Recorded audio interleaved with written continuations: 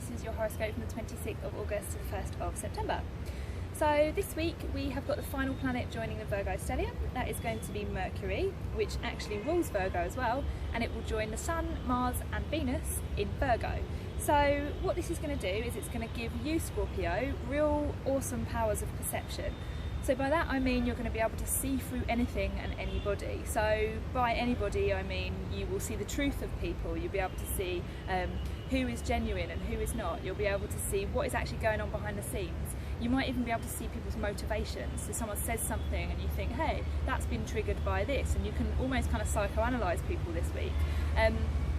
In addition, it will help you to see through problems. So if you've had any issues recently that you haven't been able to see a path through, you will have these powers of perception at your disposal to kind of be able to cut through the fog and see, okay, this is what I need to do now, rather than kind of getting swept up with too many details. The flip side to this is that because there is so much Virgo energy, a stellium can be a little bit too heavy in one sign's energy.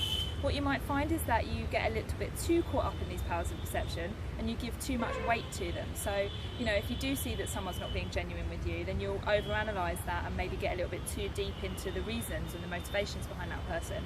Or if you are trying to figure out what to do in a certain situation, you'll get too caught up in the details of this particular problem. So make sure that you don't go too far into thinking about it and just kind of allow it, almost like your intuition. As a Scorpio, you're a water sign, so you do have a very strong intuition. So it's kind of almost like just allowing the first thought that pops into your mind to be the one that you go with.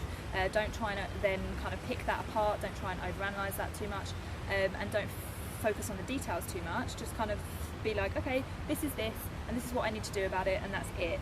Kind of case closed, and that will allow you to use these powers for good rather than getting overwhelmed by them. So that is all from me, Scorpios. I hope you have a lovely week, and to much love.